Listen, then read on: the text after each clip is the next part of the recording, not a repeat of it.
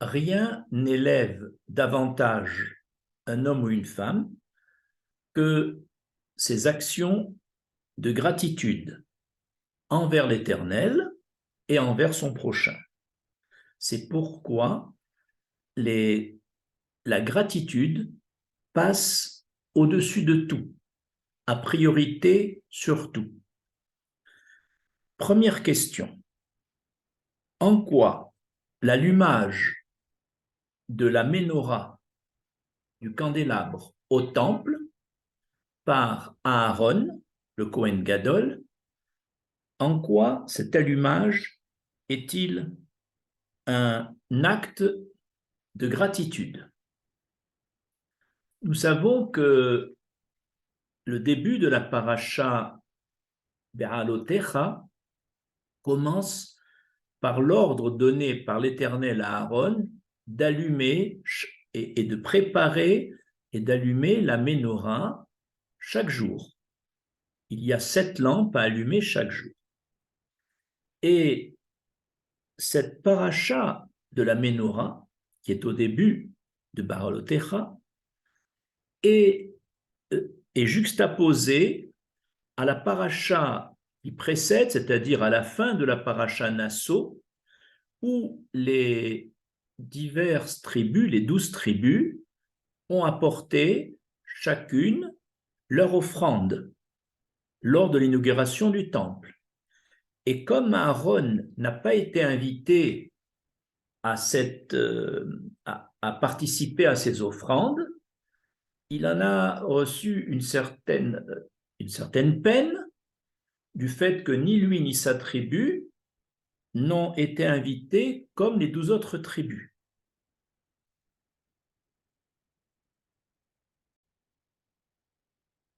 Pourquoi l'Éternel vient consoler Aaron et lui dire « Rassure-toi, ta part sera supérieure à celle des autres tribus, parce que c'est toi qui vas allumer chaque jour les 7 lampes de la menorah. Et cet allumage est un acte de gratitude, dit Rachi. Pourquoi?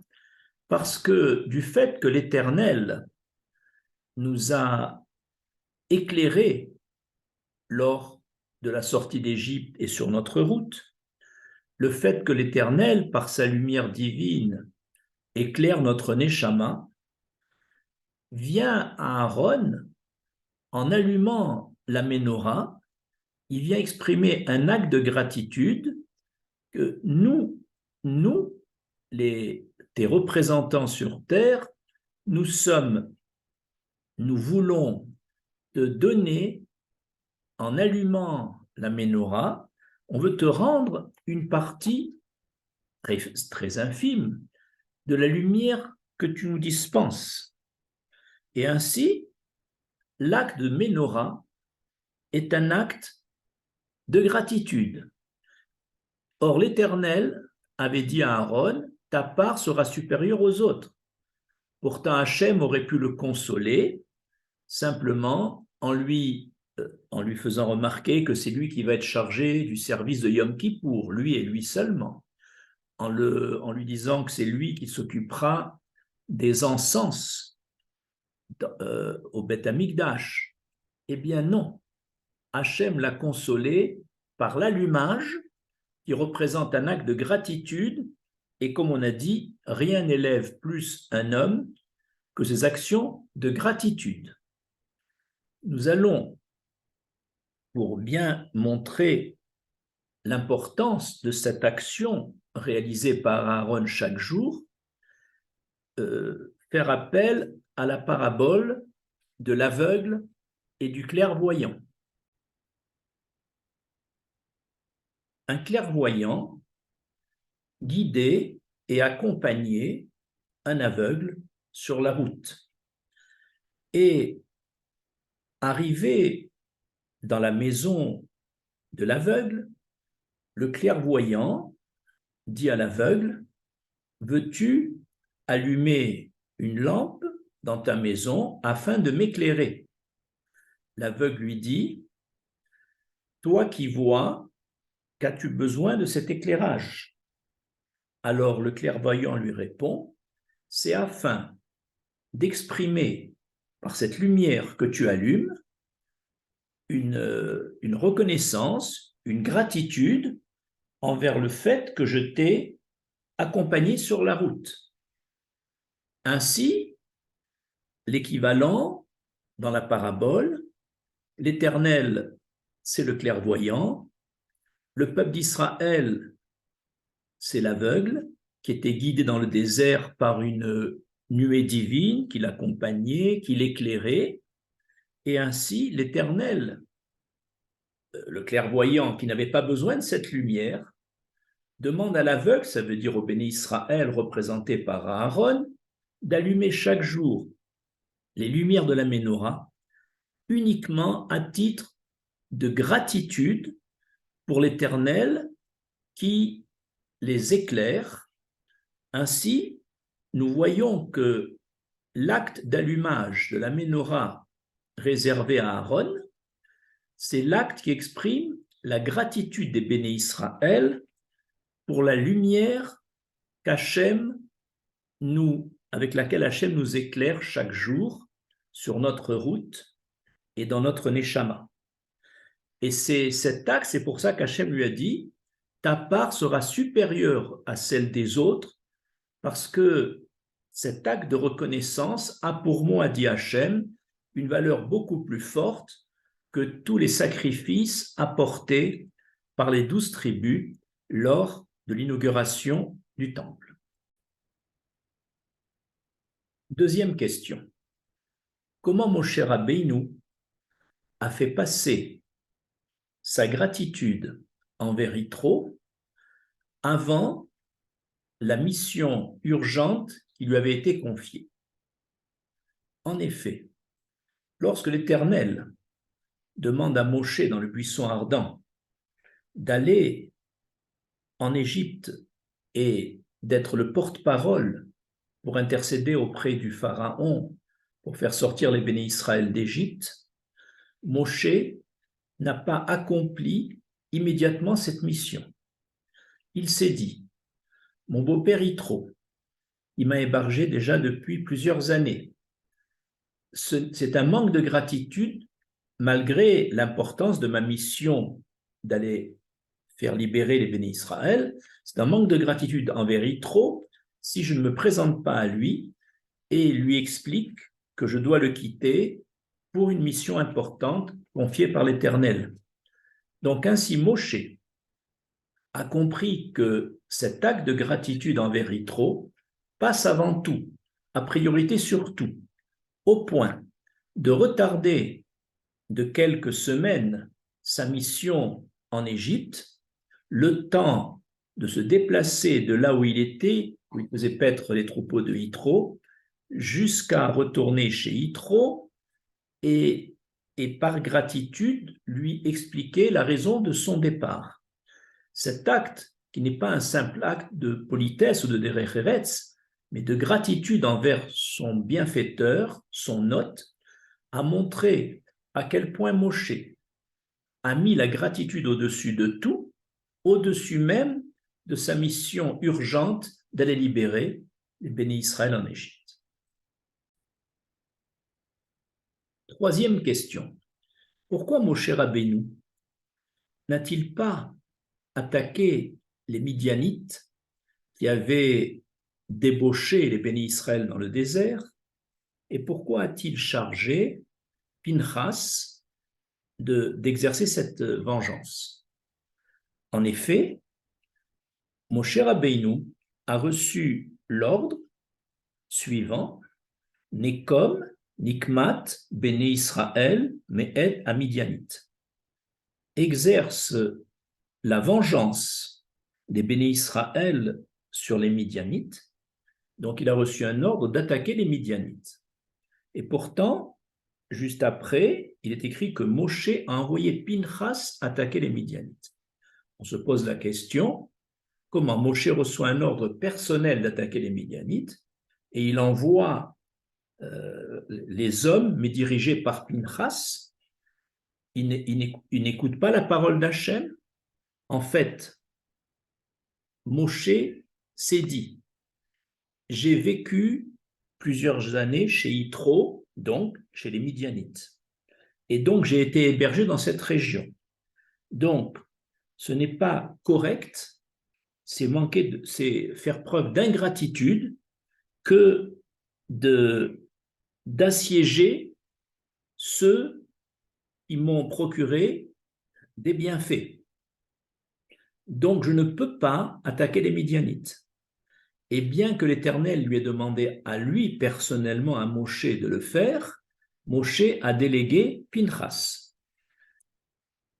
Et pour comprendre l'attitude de Moshe, qui n'a d'ailleurs reçu aucun reproche pour cela, c'est que, en fait, l'obligation de gratitude est une obligation divine, puisque l'Éternel, en demandant à Moshe d'exercer la vengeance sur les Midianites, implicitement, l'Éternel savait que Moshe ne pouvait pas le faire à titre de gratitude, et donc c'est comme si dans l'ordre de Moshe d'attaquer les Midianites, c'était indirectement un ordre à donner à Pinchas pour le faire à sa place, parce que la gratitude est au-dessus de tout, même quand Hachem nous donne un ordre divin, eh bien Hachem tient compte déjà que dans cet ordre est inclus la notion de gratitude.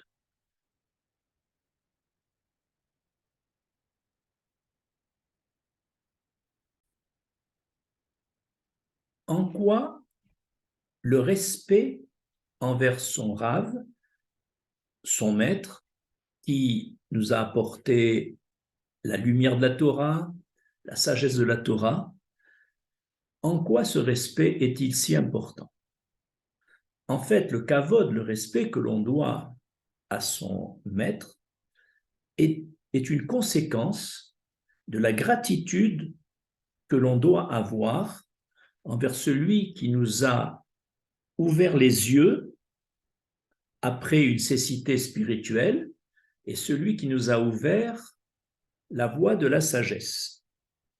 Dans le Talmud de Sanhédrin, on relate que Rabbi Tarfon, Rabbi Yehoshua et Rabbi Elazar ben Azaria sont allés rendre visite à leur maître, Rabbi Eliezer, qui était malade. Cela est relaté dans le Talmud Sanhédrin à la page 101a. Et voici ce que Rabbi Tarfon, à titre de gratitude, a dit à son maître. Tu es plus précieux pour nous que la goutte de pluie. Et son collègue Rabbi Yoshua a dit à Rabbi Eliezer, tu es plus précieux pour Israël et pour nous que le soleil. Et le troisième, Rabbi Elazar ben Azaria, lui a dit, tu es plus précieux qu'un père et une mère. Ces trois compliments faits à leur maître voulaient dire, nous avons besoin de toi, maître. Donc, nous voulons te retenir auprès de nous pour que tu continues à nous apporter ta lumière et ta sagesse. On a besoin de toi autant que le monde a besoin de pluie, autant que le monde a besoin de soleil, autant que chacun a besoin de ses parents, d'un père et d'une mère. Je précise, lorsque Rabbi Tarfon a dit « tu es plus précieux pour nous que la pluie », il voulait dire « la pluie fait féconder et développer les graines de céréales, les noyaux des plants dans la terre. De même, les paroles de toi, Rabbi Eliezer, font féconder les graines spirituelles, c'est-à-dire nos potentialités qui sont enfouies en nous, et ce capital spirituel, en faisant développer nos graines, C'est à toi qu'on le doit et cela va nous être utile et dans ce monde-ci et dans le monde futur. Son collègue Rabbi Yoshua a dit qu'il est plus utile pour nous que le soleil. Parce que certes, le soleil apporte lumière et chaleur aux plantes, de même le rave fait croître, comme le soleil fait croître les plantes, le rave fait croître ses élèves, les réchauffe, les éclaire sur le chemin de la vie, en lui faisant éviter les obstacles et les écueils. Enfin, Rabbi Azaria, le troisième, Rabbi Elazar ben Azaria, lui a dit: tu es plus utile qu'un père et une mère, c'est-à-dire que le lieu idéal de développement d'un enfant, c'est entre son père et sa mère. Eh bien, le lieu idéal de même d'un adolescent ou d'un adulte est auprès de son maître, où dans cette atmosphère, il se développe spirituellement, un peu comme les enfants se développent physiquement et affectivement auprès des parents. Ici, le maître a un rôle de père et de mère par ses conseils, par la sécurité que ressentent ses élèves, et on comprend donc que tout le respect dû à un maître a pour origine la gratitude que l'on lui doit, et cela est au-dessus de tout.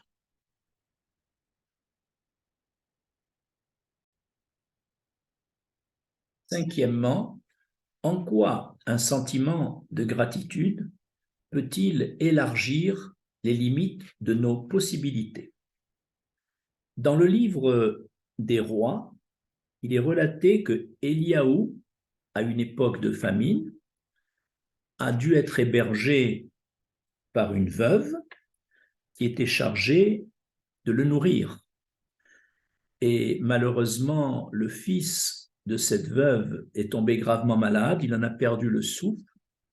Et Éliaou, qui avait un sentiment dans son âme très fort de gratitude envers cette femme qu'il hébergeait, il s'est senti une obligation de sauver cet enfant.